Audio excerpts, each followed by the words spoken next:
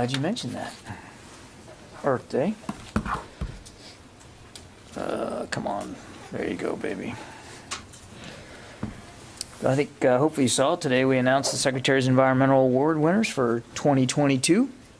I recognize installation teams and individuals for their accomplishments and innovative and cost-effective environmental management strategies, which support critical mission readiness here at the department. These achievements by the nominees include significant strides to conserve our nation's natural and cultural resources, protect human health, prevent or eliminate pollution at the source, clean up hazardous substances, pollutants or contaminants, and munitions on DoD sites, and of course incorporate environmental requirements into weapons system acquisition. We want to continue to leverage technology to develop innovative solutions to existing and emerging human health and environmental challenges. So I think we put that press release up on defense.gov and certainly point you to that. So with that, we'll go to questions. Bob. Yes, thank you. A couple quick things. Do you have any update on the Ramstein meeting next week as far as attendees or anything else, any other details? Yeah, we're about 40 or so other nations were invited to attend. Invitations are still, RSVPs are still coming in, but I can tell you that more than 20 of the invited nations have agreed to come. So we're looking forward to that meeting, and we'll, as we get closer to it, we'll certainly have more detail about it. Will that be connected to any kind of a NATO activity, like where he's going to go brief NATO on? No. This is outside of the NATO rubric, and not all the nations that were invited are NATO members. As you know, NATO as an alliance is not providing security assistance to Ukraine, so this is not being done under the NATO umbrella at all. Now, some of the nations invited and some of the nations that will be going are in fact NATO allies, but they're doing this in a sovereign, unilateral way, not as a part of the alliance. Separate question on Ukraine. A number of House members have written to the Secretary asking that the military provide field hospitals and other kinds of medical assistance for civilian casualties in Ukraine, possibly including armored ambulances that provided to the Ukrainians. Is the Pentagon working on any of that sort of thing? No, I think we're just now in receipt of the letter. I have no plans to speak to regarding that. We will obviously will digest the letter from these members of Congress, certainly take it seriously and respond appropriately, but I don't have any plans to speak to at this time. We do still have members of the 82nd Airborne in Poland. There has not been a massive need for them in terms of helping American refugees, but that's obviously, if there would be additional support that we could provide for humanitarian assistance, it would be something that we would do absolutely in lockstep with the Polish government. I mean, it's their country, so we'd want to be talking to the host nation about what they thought the needs would be, and make sure that whatever we're doing is in support of what they're doing to support so many refugees. So it hasn't been yet considered or ruled out, or there's no planning going on at the Pentagon right now to set up field hospitals. Again, we'll take seriously the suggestions and the recommendations by members of Congress on everything. We always do. But whatever you do inside Poland or any other NATO country right now on the eastern flank, you have to do it in full consultation with the host government. It has to be a need that they too believe the United States military can fill. When you look at everything we're doing on the eastern flank, whether it's air policing or maritime domain awareness or additional air defense capabilities, everything we've done since before the invasion has been in keeping with whatever those host nations desire in terms of additional capabilities. And so if it's a desire by the Polish government for additional U.S. support for humanitarian purposes, obviously we would take that very seriously. Yeah. Tara. Thanks, John. President Zelensky earlier today said that his country will need at least $7 billion a month, likely more, just in operations costs and getting support from global support to keep. Yeah, I don't think he was limiting that just to defense. Right. In this long-term meeting planning that's going to go on next week, can you talk through the scope of things that are being looked at? Would this be fundraising or being able to pay for Ukraine's interior defense, their police forces, or would it be to pay the roles of their troops? What's kind of the universe of things that's being looked at?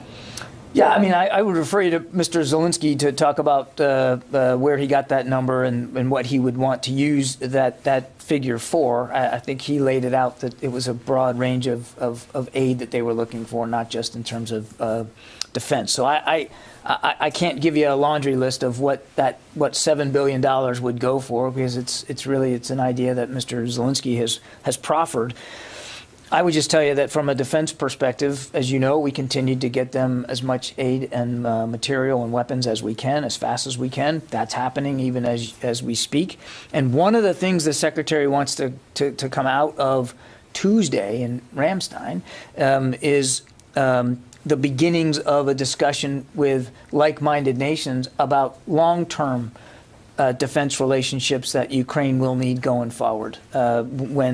Obviously, we want to talk about what's going on now. We certainly want to hear from from Ukraine and from other nations about what they're doing in terms of immediate defense assistance and how that might change as the fighting there changes. But I think he also wants to take a longer, larger view of the defense relationships that Ukraine will need to have going forward when the war is over. And so well, we don't know. That's why we want to have the meeting. We don't know. He's not going into this meeting on Tuesday, with a preset list of things that he thinks we have to drive to. He wants to hear from allies and partners and from the Ukrainians themselves about what they're doing and what they will need going forward. That's why we're calling it a consultative group, so we can actually consult. We're not going into this with a pre-cooked set of endings here.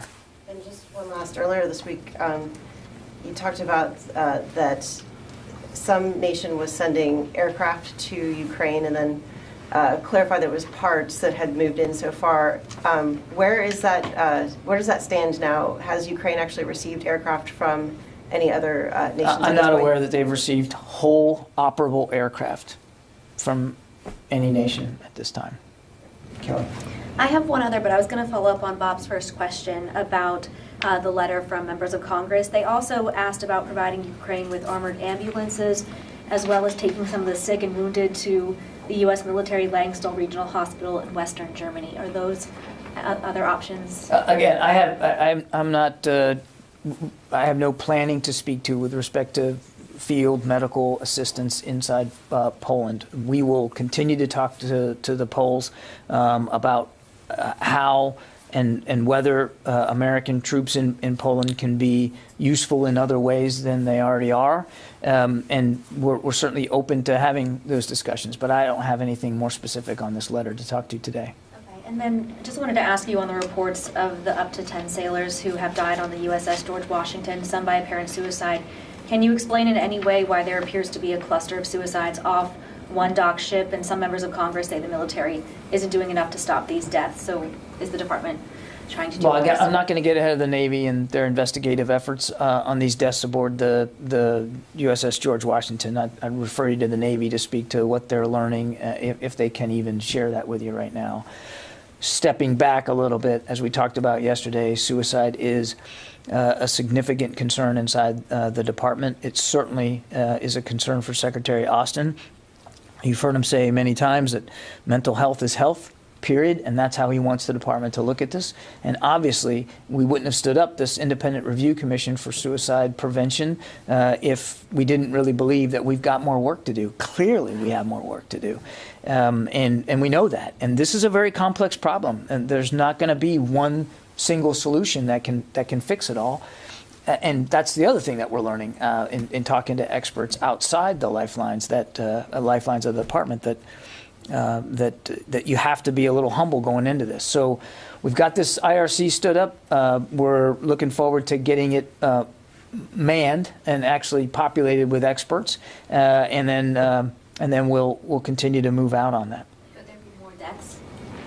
Could there be more deaths? Or you're watching the investigation take place? Could there be more deaths on the ship?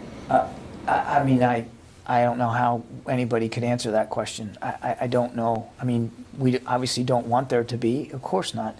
Regardless of how these sailors have died, no, we don't want to see any sailor harmed or hurt or lose their life, period, regardless of what the cause is. But I can tell you that the Navy's taken this very seriously. Navy leadership has taken this very seriously, and they're looking at what has happened on the George Washington and trying to better understand it.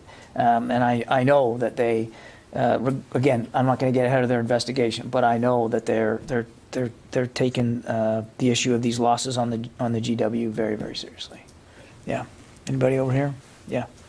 Mike Stone from Reuters. Are you sure? Are you?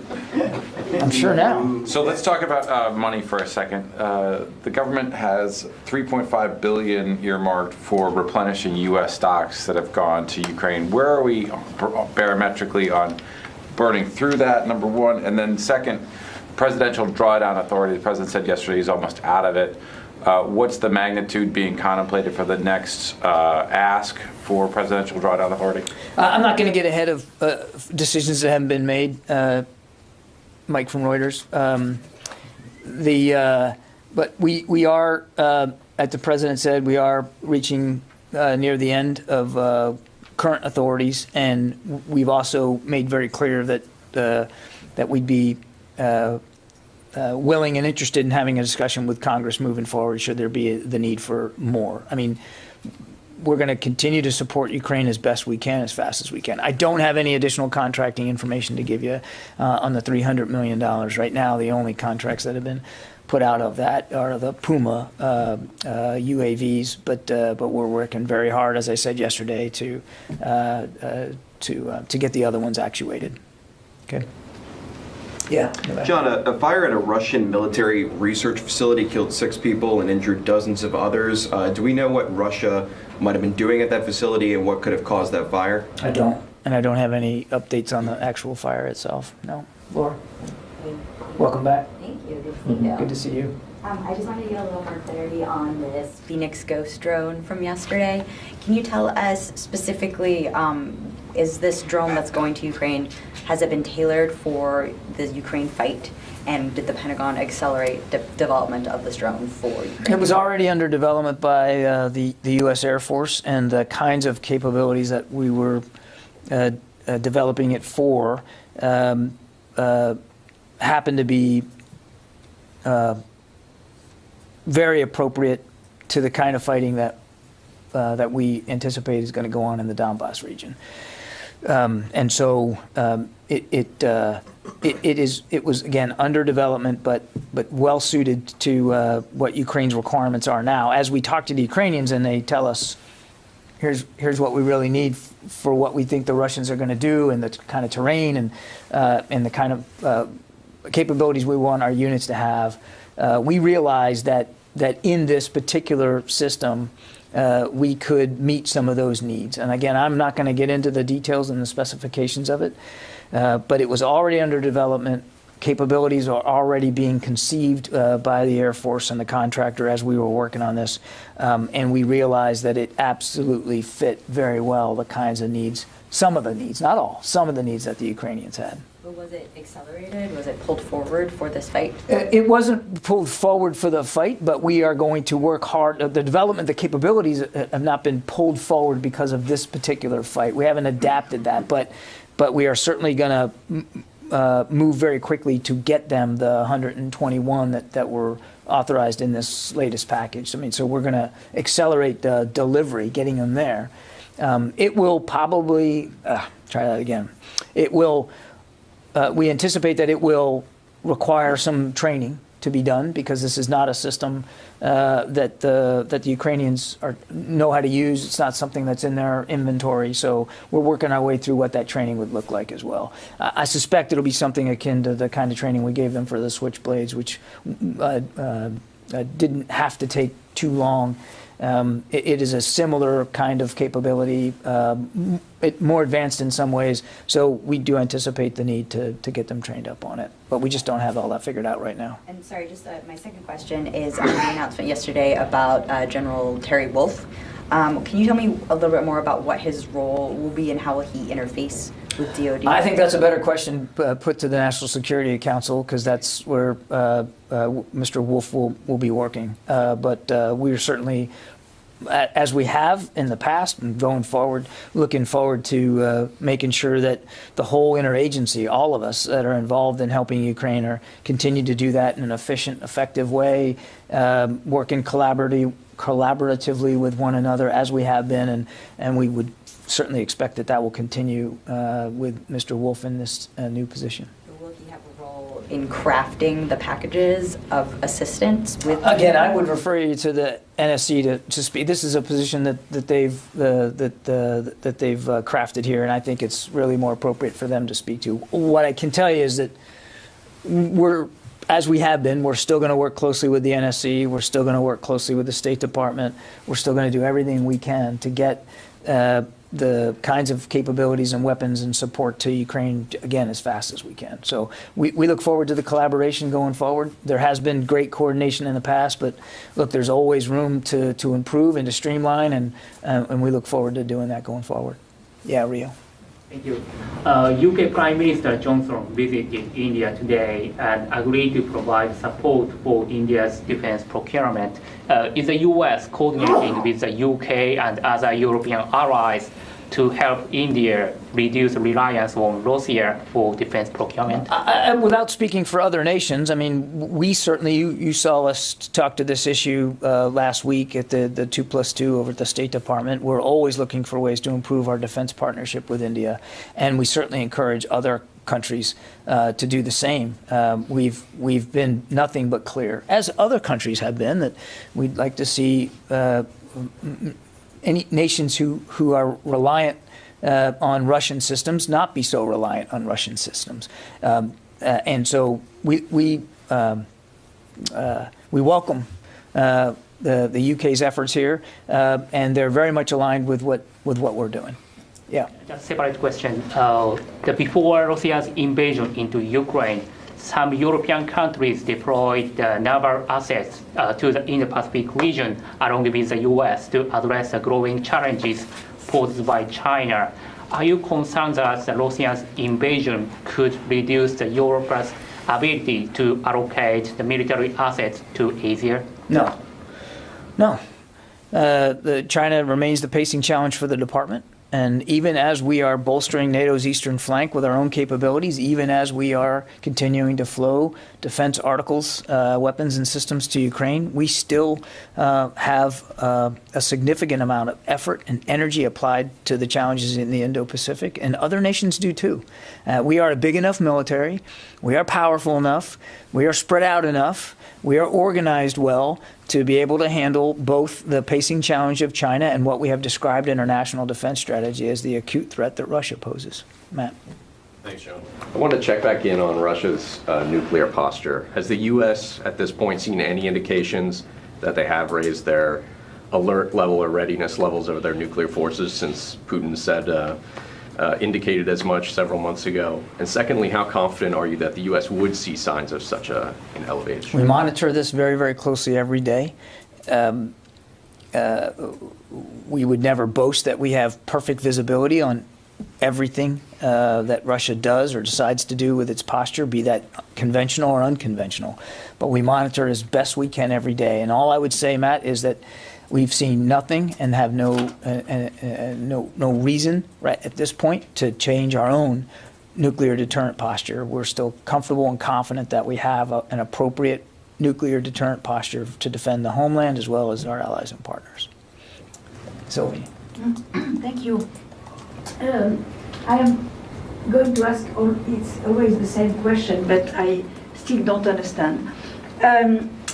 With all the new weapons that the West has been giving and is going to give soon to the Ukrainians, the tanks, the artillery, everything, do you assess that the Ukraine military is now has now the capacity to completely push the Russians out of the country, not out of the new zones that they. But that's where they are. So I mean, they're in the east, and they're in the south, and so that's the only push them out. That's the only places that they are. I think that's a question that only the Ukrainian armed forces can answer, not the United States military. What I can tell you is that we, and with another 30 plus nations, are doing everything we can to give them the tools that they need to defend themselves and to push the Russians out. I mean, but as for what their goals are on any given day, I mean, that's for them to speak to. And what their capabilities are in this part of the country or in that part of the country, that's something that they should speak to, not the United States military. What we're focused on is giving them the tools that they need to defend themselves and to defeat Russia's aggression.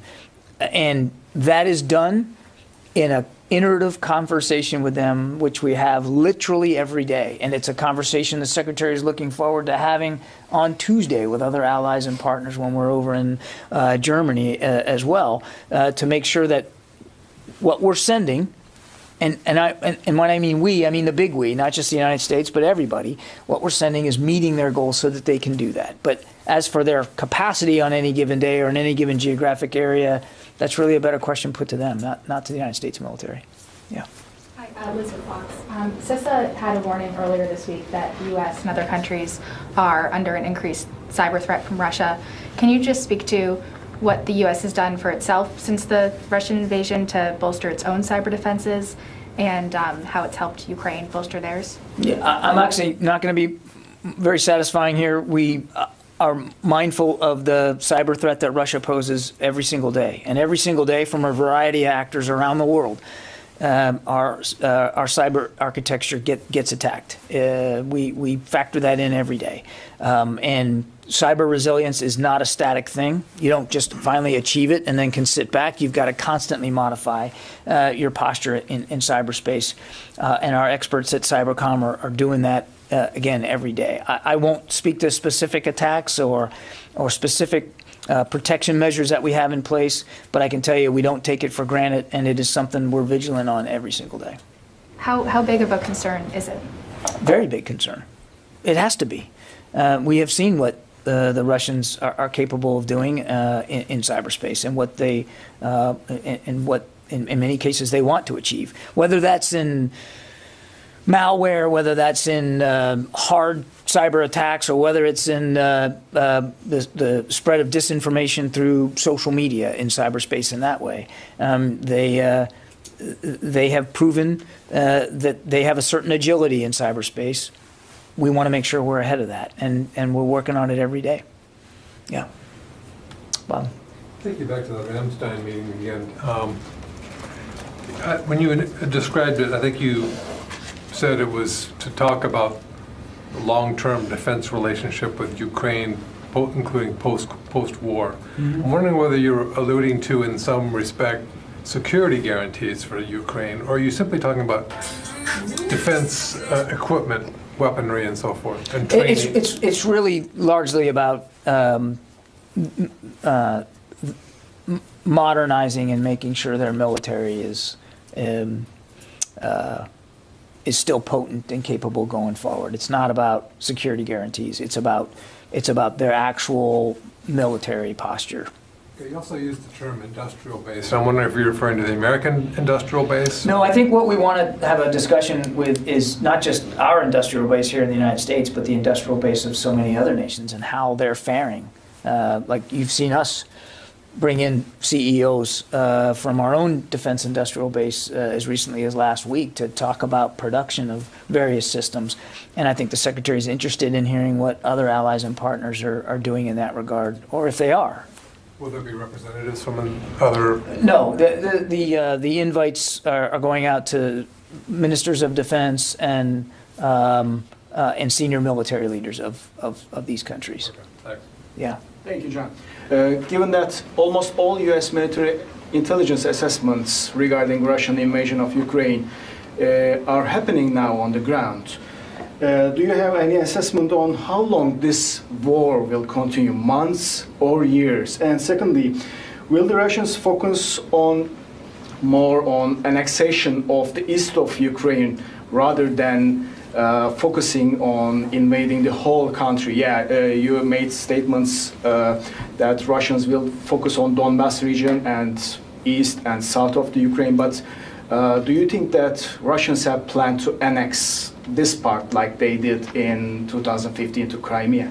Thank you. I don't think anybody can predict how long this is going to go on. What we have said is because the Russians are now concentrating their efforts in a smaller geographic area, an area that they have been fighting with Ukrainian armed forces now for 8 years, and have been occupying illegally in many cases, we would expect that the fighting could be prolonged, I think is how we've described it. But I don't think we're able to put a fine point on that and give you a date on the calendar and say that's how long it's going to take.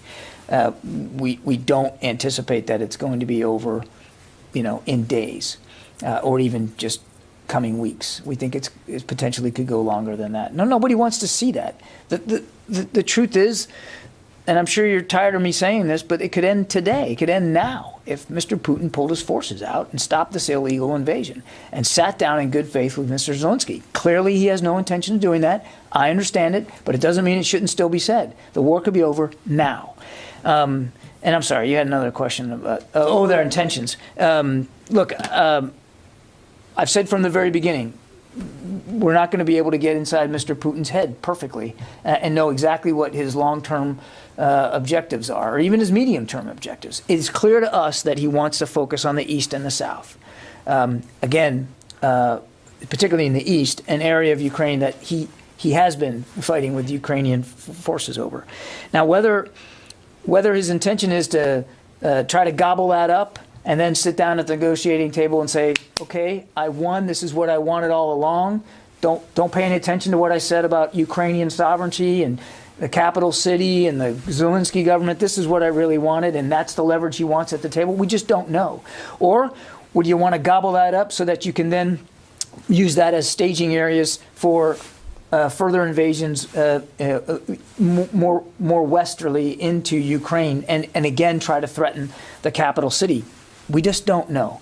What we do know is that they are focusing on the Donbass in the south. What we do know is that they are putting more enablers in there and they are adding more troops. Even over the last 24 hours, more troops have gone in. What we do know is that they are conducting offensive operations in the Donbass, and certainly they continue to bombard Mariupol.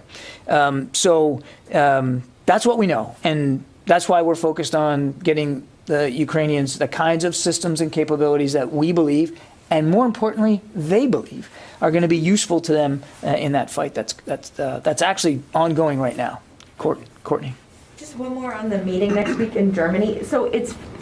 I know you said that there's a focus on what Ukraine's going to need, near term, far term, and everything. But is it possible that this could also lead to changes in the U.S. military posture in the region, i.e., potentially in this discussion with allies, there's a decision to send more U.S. troops into EUCOM or permanent basing? Like, could this actually have an impact on U.S. military footprint as well?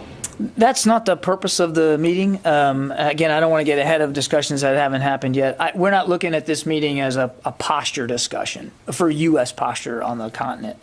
So I wouldn't anticipate muscle movements or decisions coming out of Tuesday with respect to U.S. posture. That said, we are constantly talking to allies and partners about posture on the eastern flank, because since before the invasion, we've been adding to that posture, and we're going to keep open the possibility that those kinds of discussions will continue. But I wouldn't look at this meeting as a decision meeting for that purpose. And then one more. Can you say if any of the Phoenix ghosts, aka Phantom ghosts, have been delivered at all to Ukraine, or when they might be? What did you call them? The Phantom Ghosts? That's she keeps saying that because I think she wants that to be the name. So she just figures if she says it more that we're just going to start adopting it. Yeah, I mean, it's like China. You just keep saying it, it becomes a thing, right? Yeah, the Phoenix Ghost. No, they have not been delivered yet. Do you have any sense of when they might be, like in days? I don't. Okay. No. But we're going to try to get them there, obviously, as fast as we can, as well as the other stuff. Yeah. Let me go to the phones here. Joe Gould. Hey, John, thanks so much for taking my question. I have two. One is kind of a follow-up on Mike Stone earlier. You know, if you could set the stage a little bit as we get this new request for Ukraine-related aid next week, how much headroom does the department have now? Drawdown authority you touched on, but I'm also thinking about funding for the Europe deployments, backfill money, USAI. How much of that has been exhausted, and how limited would DoD's efforts be if Congress didn't come through? Well, obviously, we, as I said in my previous answer, we are willing and we believe we're going to need to talk to Congress about the potential for some supplemental funding. I do not have a dollar figure to give you today, but as the President noted, we are close to reaching the end of drawdown authority funds. And so we certainly would expect that we're going to have a conversation with Congress going forward on what the needs would be. But I don't believe we settled on a dollar figure here in that regard. So I think this will be a discussion that we will certainly be having with members of Congress. Idris? Sure, you want to go ahead or? Yeah, I guess my question is less about what the dollar figure is going to be and more about how much headroom the Pentagon has to date, how urgent the situation is. I don't want to detail specifically how much authority we have left, but we are getting close to the end of those funds, and so that's why we are actively engaging with members of Congress. We don't want to get into a point, Joe, where we're in extremis, where where we've actually run out of the authority and the funding to execute it. So we're having those discussions, and when there's more that we can talk about on that, we will. Idris. Thanks, John. Just two quick things. If you could just give us an update on Mariupol, and I'm assuming it's still contested, but it's just a broad overview. And secondly, you touched on this, the meeting that's going to take place next week. I think there are always some expectations when these type of things happen, but if you could just sort of broadly let us know if there are some deliverables we should be expecting. Like at the end of this, will there be some roadmap for the next couple of years, what exactly you're going to do, or is it going to be broader than that? Well, I think we're all hoping that the meeting can lead to, if not specific decisions, at least a framework for getting at specific decisions going forward. So I don't have any deliverables to preview, but I think the Secretary is very much looking forward to this discussion and to to being able to speak to all of you after that meeting about what he heard and what he learned. And again, I just don't want to get ahead of the agenda right now, but we're calling it a consultative group because that's exactly what we want it to be. We want consultations. We're not going into this meeting with a pre-cooked set of outcomes at the end of it, as so often happens when you're doing things at the ministerial level. That's why we're not calling it a ministerial, even though there are a lot of ministers going, because we really want it to be a conversation, and we're not coming into that with some sort of pre-cooked outcomes all set. So let's have the discussion, let's have the meetings, let's have that conversation, and we'll see where we are on the other end of it. It is important enough, I think, just that in this critical time, as this war enters a new phase, that the convening power of the United States can still be applied to bringing people together to have specific conversations about how to support Ukraine going forward. Let's see. John Ismay, New York Times. Yes. Can you offer anything on the Pentagon's continued acquisition of non-standard ammunition from Eastern European countries for Ukraine, and also whether any issues with insufficient supply of available quantities from those sources being at least in part behind the move to shipping more NATO standard weapons and ammunition to Ukraine? We do continue to work with allies and partners about non-standard ammunition, and almost every day there is ammunition going into Ukraine, and much of it is what we would consider, in the words you used, John, non-standard. In other words, not U.S. caliber, not U.S.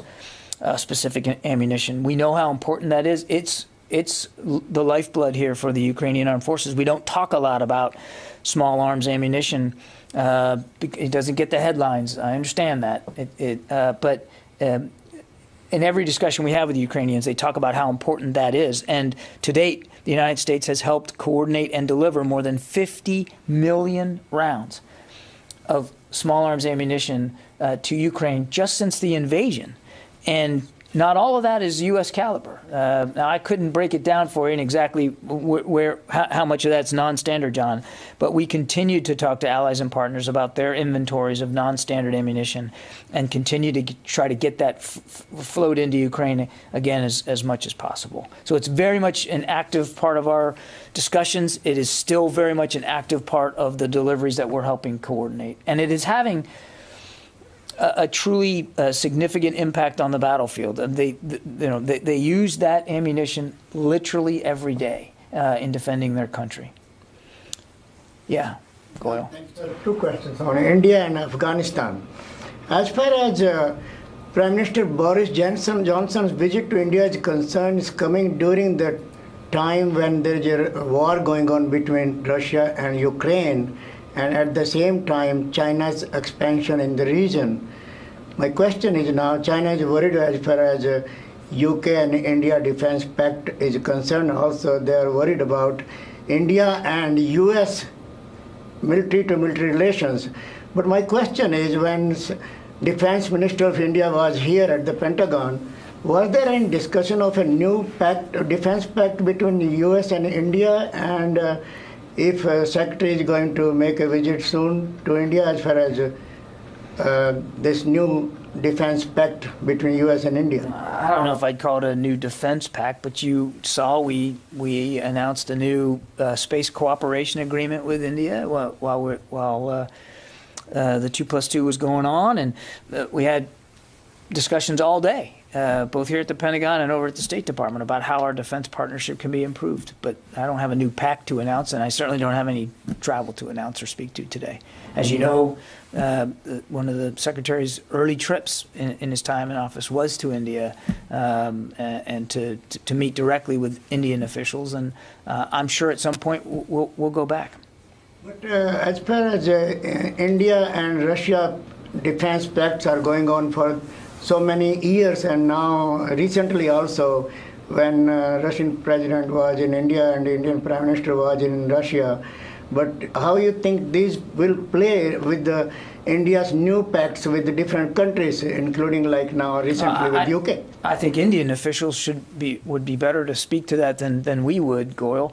I mean, it's a sovereign nation, and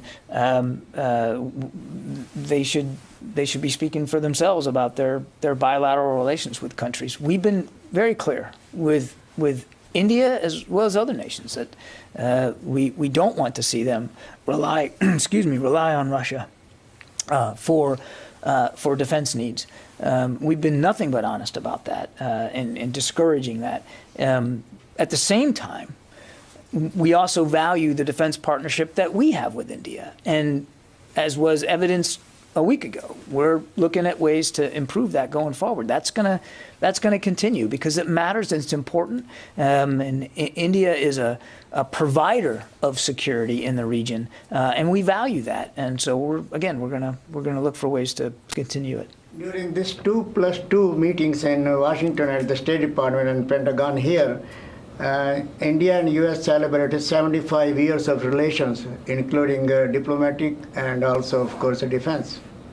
Any thoughts on that? Thoughts on the 75 years of relations between the two countries? We're for it. I mean, it's a powerful statement of the strong bilateral relationship that we have with India and that we want to continue to grow. Yeah. And my question just on Afghanistan. You have another one? There was bombings are still going on in Afghanistan as far as education is concerned, on children and schools and all that. And people of Afghanistan still remembering the U.S. impact there. And what do you think? Because they still are thanking the U.S. that how U.S. Army and U.S. helped them, but now Taliban still they are targeting the education and especially the children. Look, we've been very clear. The Taliban will have to be held to account and responsible for the way that they are now dictating security inside Afghanistan. We do not have a U.S. military footprint in Afghanistan, nor do we plan to have one.